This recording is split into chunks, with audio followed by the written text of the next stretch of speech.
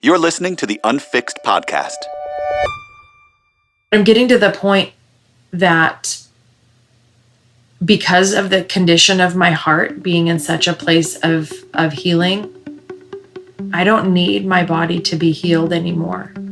And I want to be able to spread that joy and that hope and that trust that I have to other people in the unfixed community with broken bodies and even broken spirits, to know that your body doesn't have to be fixed in order for your heart to be healed and for you to walk through this life with joy.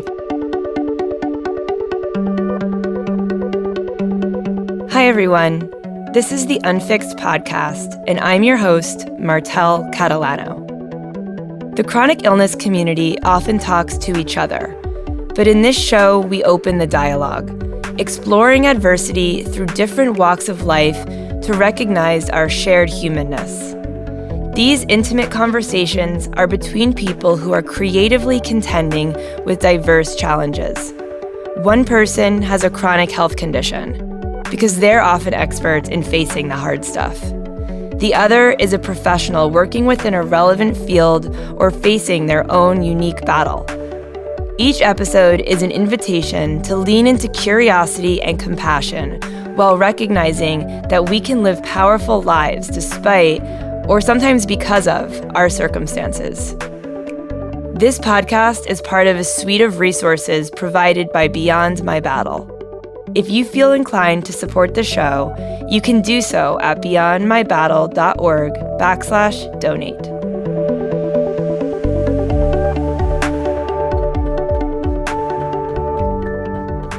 That quote we opened with was from Kristy Boyd. She's a subject in the award-winning video series called Unfixed. Kristy is a wife and a mother first and foremost. She has 3 dogs, a cat, chickens, a small urban farm, and works full-time for a law firm. After decades of conflicting mental health diagnoses, medical mysteries, and relational struggles that led to isolation, depression, and addiction, in her late 30s, Kristy finally became aware that her childhood was more than just troubled. It was the result of compounded generations of abuse, neglect, abandonment, and overlapping traumas, including sexual abuse and assault, that finally resulted in a diagnosis of complex PTSD. This diagnosis and subsequent research was the catalyst to the unraveling of seemingly impossible knots of confusion, pain, and heartache. It revealed some of the root causes of many seemingly unrelated issues, mental, emotional, physical, and spiritual, that have now become a springboard of hope and healing, not just for Kristy, but for those who she seeks to help. Despite her recent diagnosis of one of the rarest and most painful diseases known to medical science, bilateral trigeminal neuralgia, Kristy refuses to accept its nickname, the suicide disease, because although there is not yet a cure, there is hope, and she believes life is worth living and it's worth fighting for, no matter how challenging it may be. We're excited today for Kristy to share a conversation with another incredible human who has devoted her life's work to researching and understanding the link between trauma and chronic illness. Veronique Mead is a former family physician who left her practice in 1998 in pursuit of a better way to work with chronic illness, starting with a look at the intelligence of symptoms and wondering about interactions between mind, emotions, and the body. She went back to school for a master's in somatic psychotherapy, specializing in working with trauma, bonding, and attachment. For her, this was a life-altering experience, especially because along the way, she developed chronic fatigue syndrome. She used her new perspectives to make sense of the symptoms and experiment with how to heal. But in 2009, her fatigue became so challenging that she was unable to maintain even a small part-time private practice. Since then, her work and her purpose has been researching how trauma is a risk factor for chronic illness. She integrates these findings in her Chronic Illness Trauma Studies database, pulling together new ways of making sense of chronic illness and finding commonalities between chronic illnesses such as chronic fatigue syndrome, MS, diabetes, arthritis, lupus, and asthma, among others. She shares these on her blog to validate just how much is changing in our understanding of disease and tools for healing.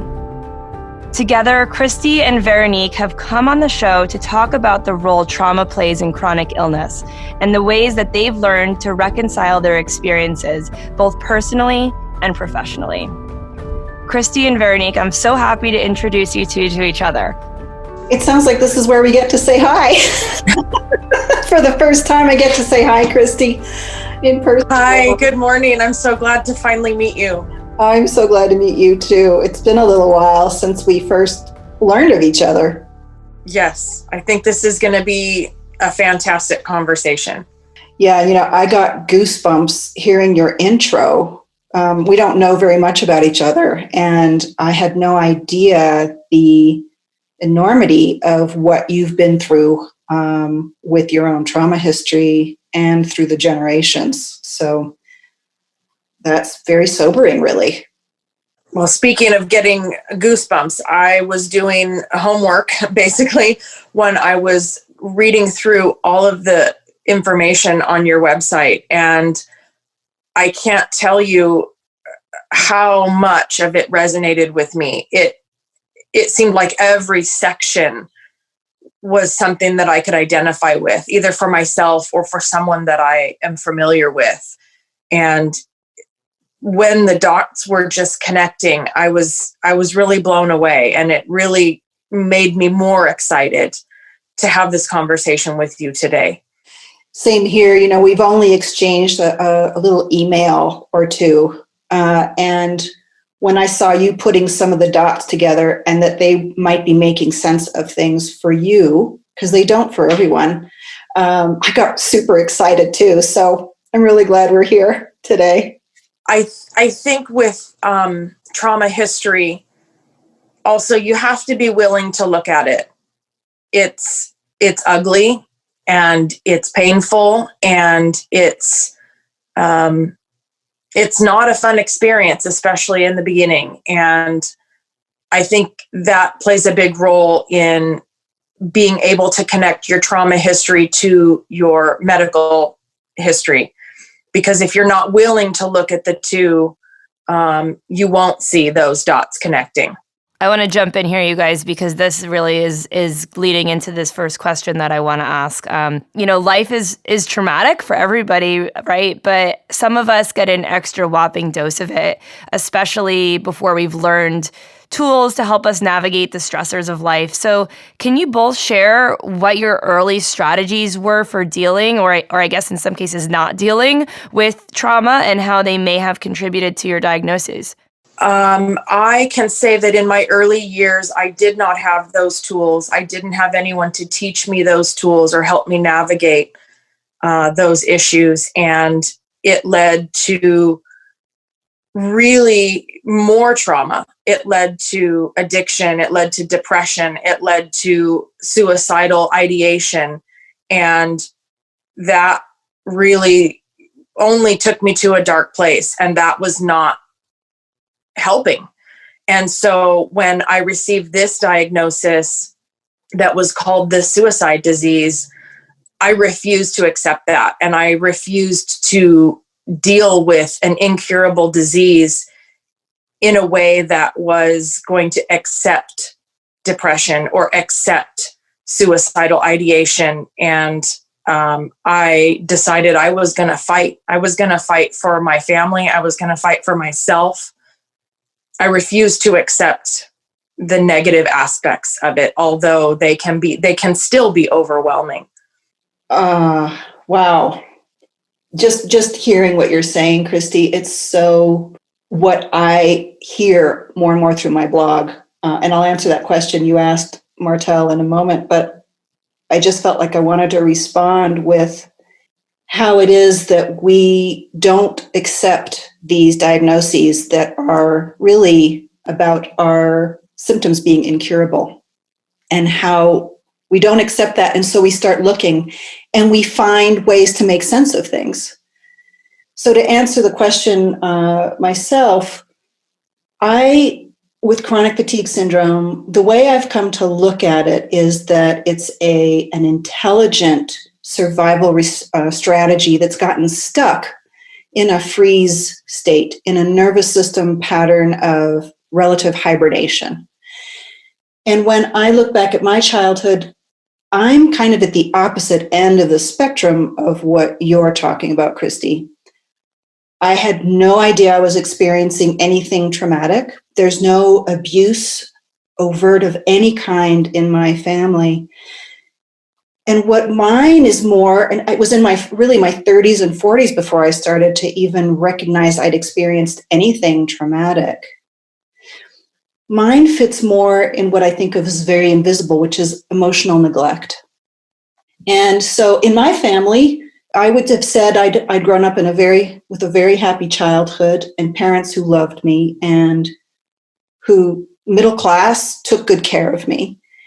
But there was an emotional vacuum in a way. And when you're growing up in that, you don't even recognize that that's anything other than what everyone else experiences. So there was nowhere to go with difficult emotions, grief, rage, fear.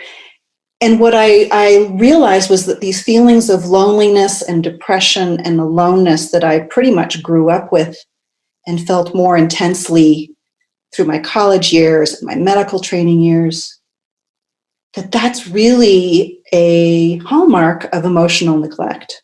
And my own coping tools, I would look at them as my unconscious ways of coping with something that was actually kind of really intolerable, and because it means you don't feel safe. There's no one to go to for comfort. And so my own strategies, the unconscious strategies, were sort of taking care of my parents, taking responsibility that wasn't mine, but sort of soothing their emotions or lack of emotions, having conversations with my dad, being emotionally supportive for my mom. And in a way, that's sort of what probably contributed to my becoming a doctor, taking responsibility, trying to help others, doing something in a way that I might actually be able to help. And the other coping strategies were things like being a type A workaholic, because doing was a way to just keep going. And also things like stuffing emotions. I didn't realize that till my adulthood either. Everything kind of got stuck and stuffed into my gut. And so I see all of those contributing to what eventually for me turned out to be the chronic fatigue syndrome.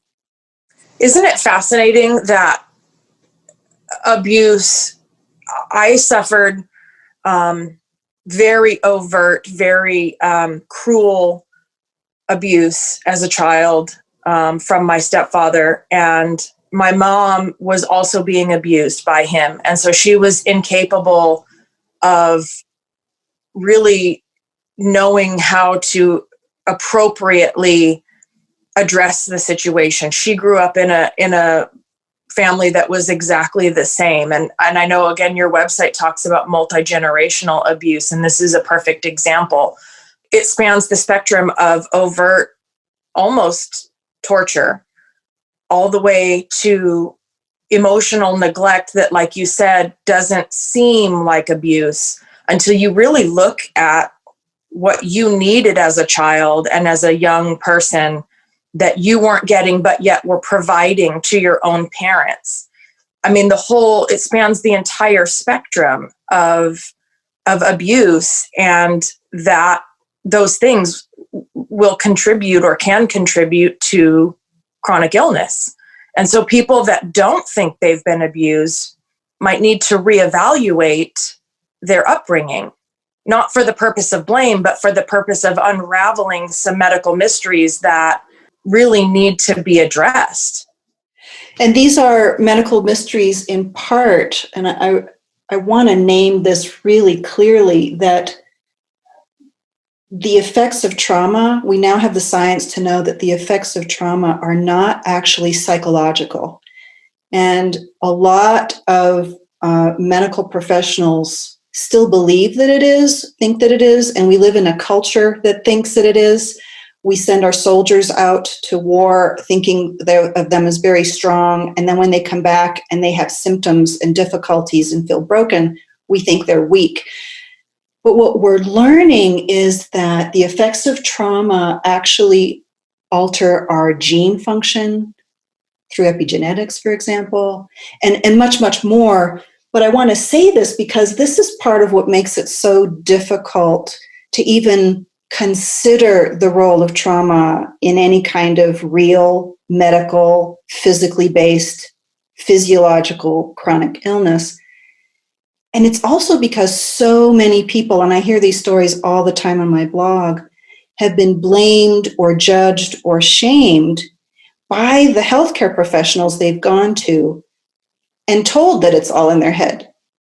But this is such a huge, huge problem that it's turned out to be easier for me to have a blog where people can find me, because it's really risky to say that to anyone. Most people, a lot of people think you're telling them that it's not real. Or that they're crazy. Absolutely. And so that's the last thing I want to convey here.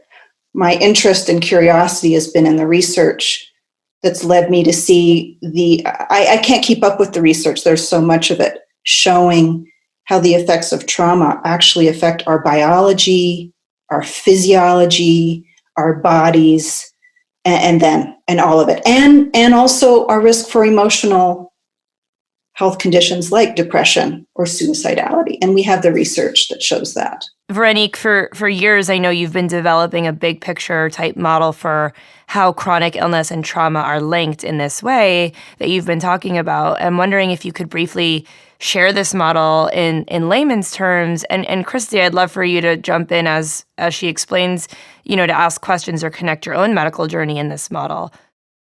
So what I've pulled together is information from what are essentially silos. There's research in multiple sclerosis, then there's research in Parkinson's disease, and then there's research in type 1 diabetes, but no one's talking to each other.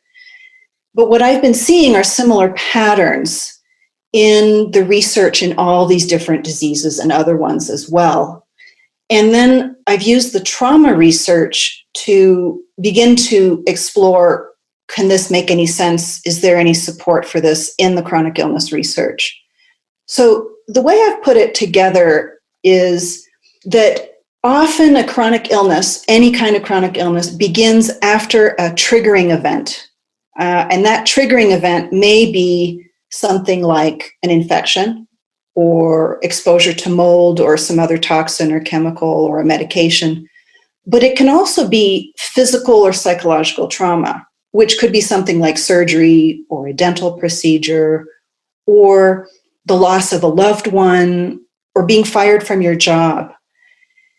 And when people can tell that there's been a trigger and their symptoms have started not that long after some seeming triggering event, the normal response is to think that that was the cause of the chronic illness. And there's a ton of studies looking at different infections that cause the same chronic illness, like in type 1 diabetes or in chronic fatigue, for example.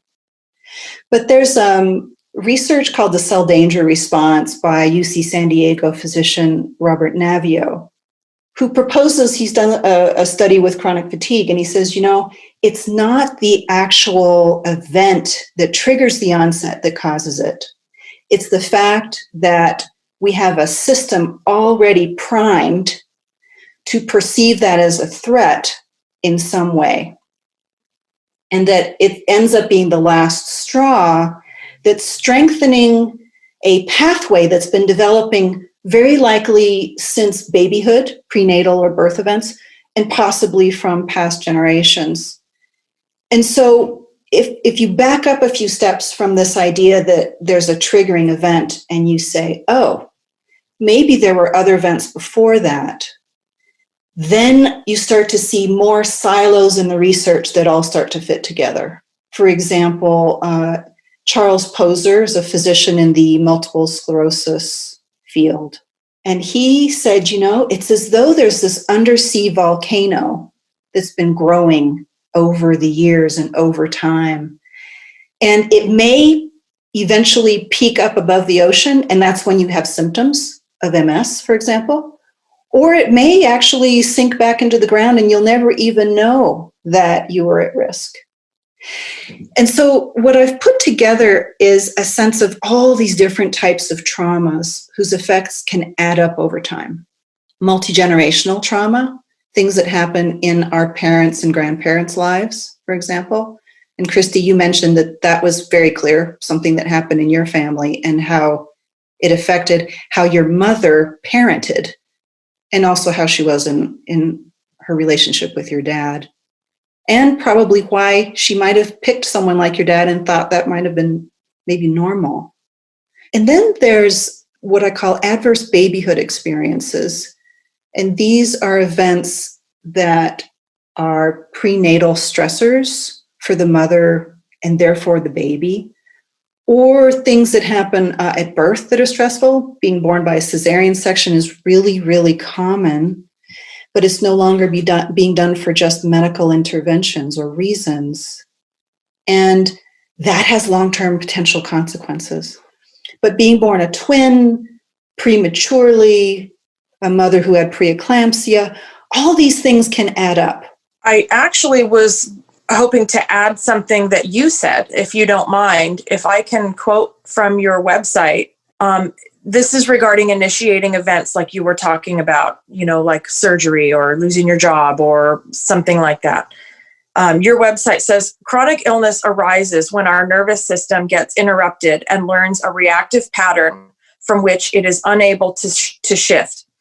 A series of traumatic events, from accidents and abuse to emotional unavailability and misattunement in parent-child relationships, are important initiators and contributors to the development of altered patterns of nervous system regulation. The initiation of patterns leading to chronic illness occurs during critical periods of development and probably happens very early in life, most likely before birth. Patterns are shaped and influenced, at least in part, by parental emotional and physical environments. I had a situation when I was 10 years old in the very midst of these issues with my parents. And I suffered upper gastric belly pain. And it would usually present itself after dinner. And my stepfather would accuse me of lying about it. And he would say that I was only complaining of this severe belly pain so that I could get out of doing the dishes, because it was a requirement that I did the dinner dishes right after dinner. And in the years since, I have realized that those dinner time periods were some of the most traumatic. It was on a daily basis, but that's where some of the arguments and confrontations would take place, or at least that's where they would start. My stepfather was a sociopath and definitely a narcissist. It was targeted bullying. And so anyway, that's how my body responded, was with this severe upper gastric pain. In 2014, my gallbladder stopped functioning. I went into my gastroenterologist for a consultation, and that very day he sent me for emergency surgery. And they removed my gallbladder. I had 2% function of the gallbladder at that time. So they removed it right away. And they said I would be back to work within a week. Well, at that very same time, we had some family issues that came about suddenly. And it was with a person who reminds me very much of my stepfather. And some of the behavior was exactly the same. I didn't end up going back to work for more than a year. And I was having the exact same upper gastric pain, even though my gallbladder was gone. And my physician couldn't figure it out. He said, maybe it's a nerve issue. I don't know. Maybe it's a nerve issue. When I was trying to put two and two together while I was reading your website, you had mentioned to me in some of our emails the Polyvagal Theory. And I didn't know what it was. I'd never heard of it. But in trying to research some of that, realizing that the vagus nerve influences the gallbladder, and then realizing that some of my issues with my facial pain, my neurosurgeon, just said to me a few weeks ago that with these additional symptoms I'm having, that one of the nerves that he would address is the 10th cranial nerve, which is also the vagus nerve. And I was blown away. I was dumbfounded. And I don't know, maybe you can explain this polyvagal theory better than I can. I'd like to hear about that, because I'm really curious to see if these things are somehow related. Absolutely. And this will all cycle back to the model, because you are highlighting something that I see all the time. Once you start to recognize or understand how trauma can have an effect, how it can work, it can actually give you all kinds of light bulb moments as we start to put things together. So polyvagal theory is the brainchild of Stephen Porges, who is a PhD. He's a professor at the University of Indiana and also at University of North Carolina. And he came up with this in the 90s. And there are thousands of trauma therapists who use this approach to help make sense of and work with trauma and healing. And I think that's the ultimate message to plant here, is that it's possible to heal so many of the effects of trauma. It can take a lot of time and work and effort, but the outcome is often so much better than what we're stuck with when all we have are the symptoms and there's a sense of no hope. So polyvagal theory is about the nervous system. And currently, right now, when we talk about the nervous system, we're most familiar with the concept of fight-flight. And that's actually the branch of the nervous system that's the sympathetic nervous system. There's also another branch of the nervous system that we commonly hear about, the parasympathetic, and that's responsible for the freeze response. And it's a bit like a tuna melt, an open-faced sandwich. You've got the sympathetic fight-flight thing in the middle with the tuna and the cheese, and then you have the piece of bread underneath that's the parasympathetic function of freeze. So if fight-flight doesn't work as a defense response when you're in a position of threat, our systems will go into shutdown, where we might actually feel weak, we might stop talking, we might stop trying. And it's actually a nervous system process of waiting until the threat goes away. And wild animals use it all the time. It's not conscious. It's a default position of last resort. So in our current common perspective of the nervous system, there are only these two branches, an open-faced tuna melt sandwich. But polyvagal theory brings in another piece of bread so that you actually have a full sandwich. The sympathetic is actually in between two branches of the parasympathetic, not one. And what polyvagal theory says is that if we look at a healthy system, the sympathetic in the middle is the system that helps us mobilize, be more active, stand up, run or walk by raising our blood pressure, raising our heart rate, raising our blood sugar levels for fuel. That's what it does in a healthy state. And then if we're threatened, that's when we have a fight-flight response. Porges's theory adds is that those are not the only two ways of responding to threat. And I mentioned the freeze response before, that bottom piece of the sandwich. The top piece of the sandwich is what's referred to as the smart vagus, or it's also called the social nervous system. And yes, there's the 10th cranial nerve of the vagus, and there's all the other cranial nerves. And what happens is, in health, when we're connecting, talking with someone, we're using all of these facial muscles to speak, to make facial expressions, to connect through eye contact. And what Porges has brought into the field is this is the most energy efficient, easy way first response to any kind of threat. Maybe your boss is having a bad day and they're in a bad mood and they say something negatively to you. Your first response, instead of going into fight, flight, getting anxious, walking out the door, might actually be something connecting, something social nervous system, something from what we think of as the tend and befriend. It might actually be something like, hey, are you having a bad day? Are you doing okay? And that can actually diffuse something and help you connect. And then you don't actually have to go into all these other either high energy intensive states or the ones of freeze where you can't do anything. When you were speaking, I did have a profound light bulb moment, because when I get under a certain type of stress or my stress level gets very high, it's normally in a confrontation type situation where it's kind of like what I was experiencing as a child. I become very tired, like that. I have to take a nap right now. I mean, I'm wiped out. Like my body just shuts down.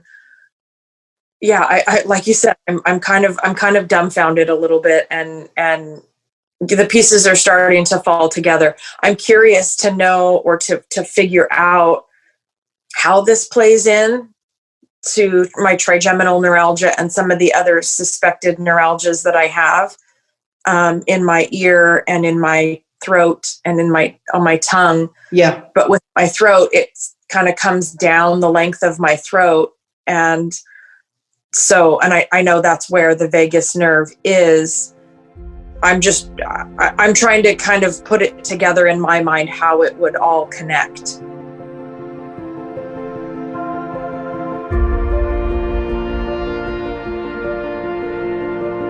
Why has her body internalized the trauma and manifested trigeminal neuralgia from it? I mean, obviously you can think of the parts of her body that are now in severe pain being connected to not only the vagus nerve, but how she was, suffered abuse as a child, and, listening, talking, all of the things that are hurting are the things that were being, taken advantage of as a child. So that makes so much sense. But what about my trauma in my life? Has it potentially connected to my loss in my eyesight? I think the polyvagal theory is huge here as it connects to Kristy's perhaps like pain in herself. But why would trauma manifest in physical symptoms for one person and perhaps not another? And also, what about people like myself who, for instance, live with a genetic eye disease? Could trauma perhaps be interlaced into such diseases like that are more genetic in nature?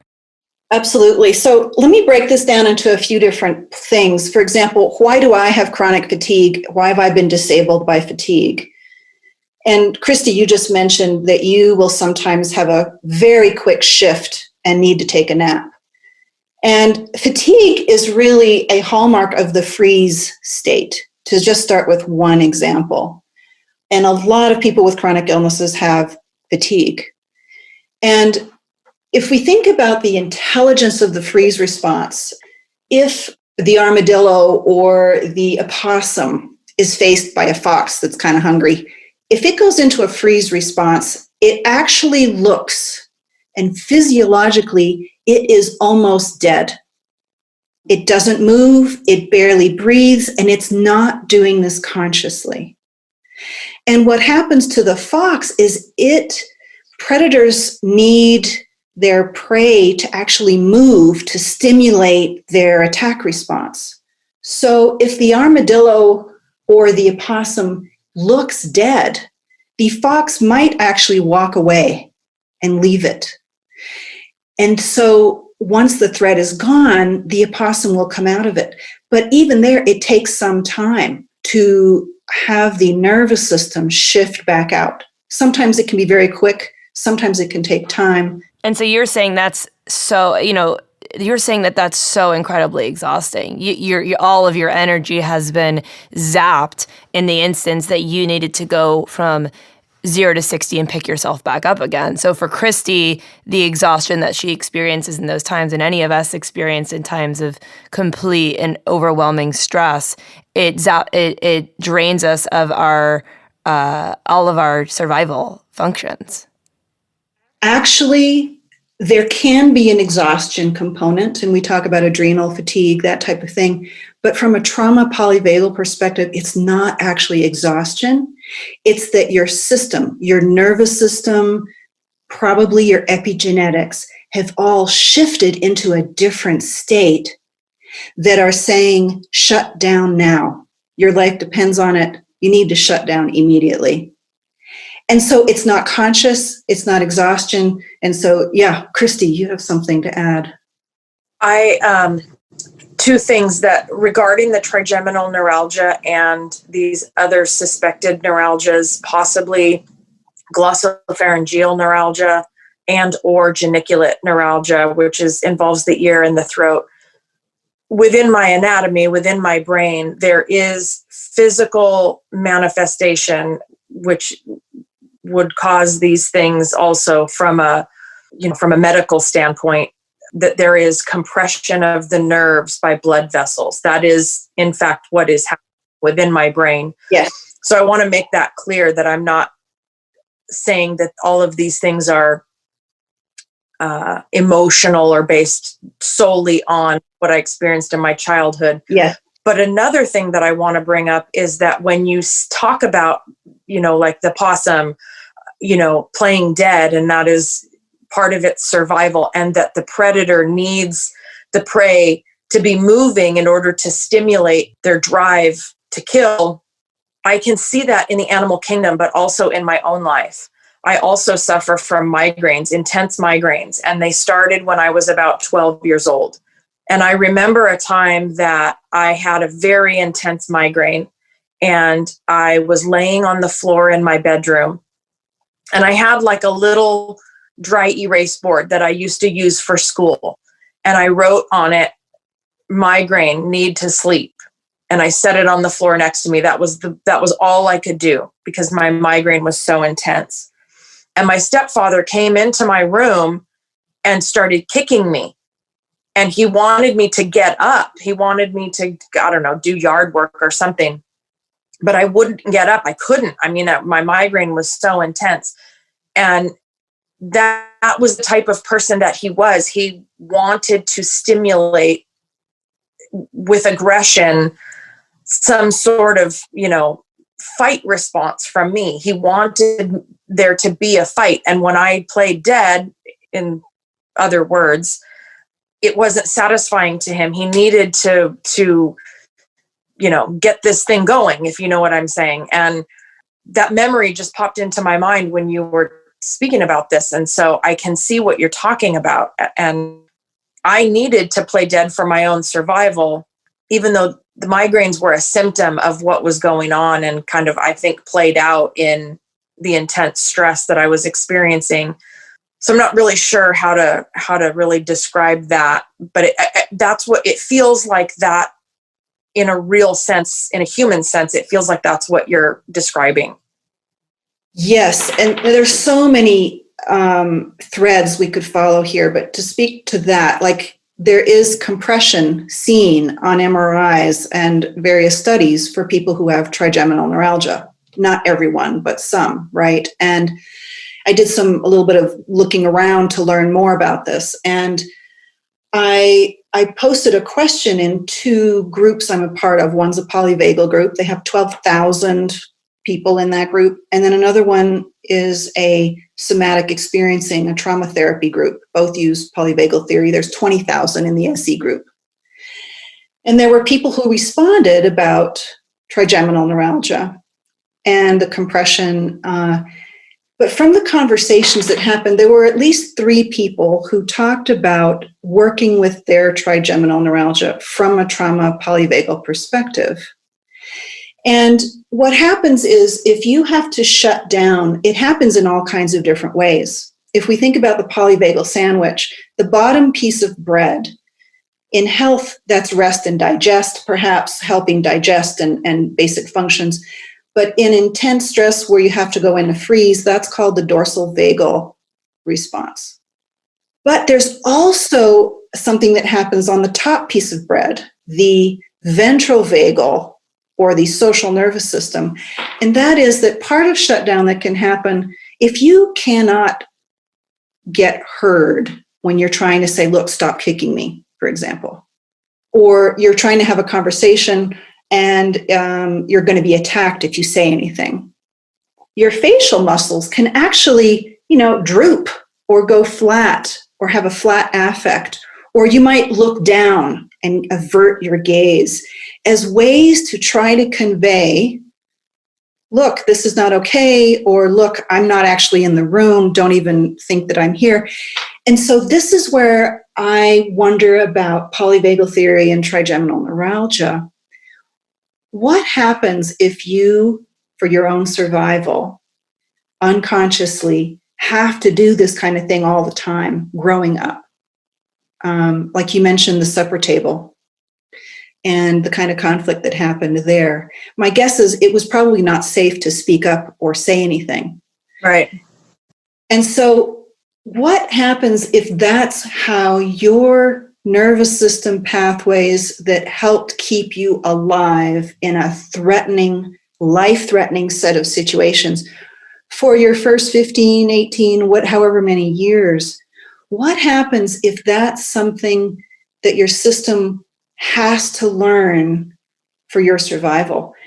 Is it possible that the development of your jaw or your facial muscles or the nerves and tissues in your brain and your neck and your throat might actually all develop a certain way that helps facilitate that survival pattern in such a way that maybe it leads to compression or proximity or some way that physically manifests itself, and then after some final triggering event can show up as chronic pain?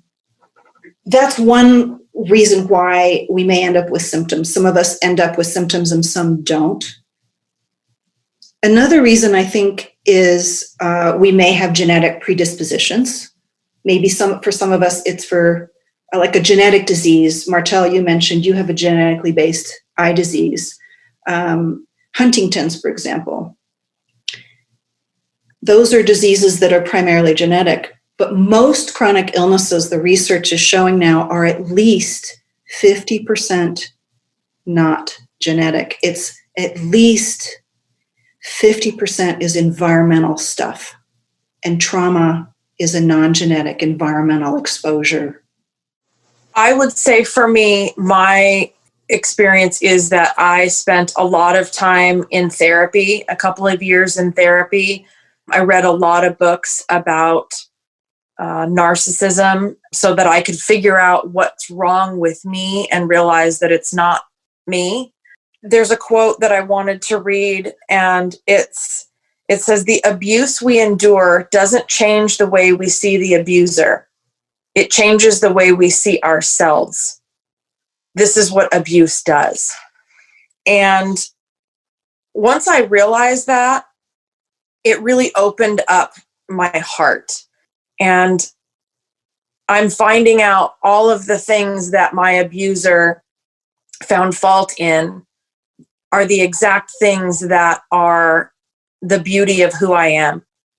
And once I'm willing to pull those out and not be afraid to speak, that's where my healing is coming from.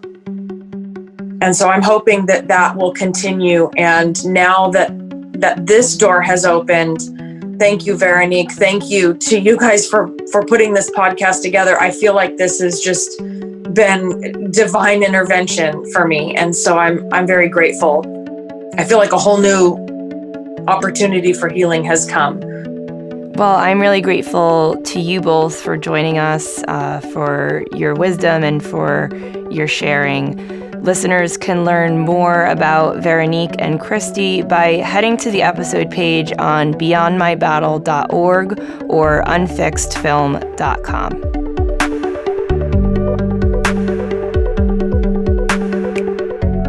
The Unfixed podcast is a collaboration between Unfixed Media Productions and Beyond My Battle, a nonprofit helping people reduce the stress of illness and disability. If you want to learn more about the Unfixed documentary, visit unfixedfilm.com or subscribe to the Unfixed Community YouTube channel. As always, if this show or particular episode resonated with or helped you in some way, please leave us a review or share with your friends and family.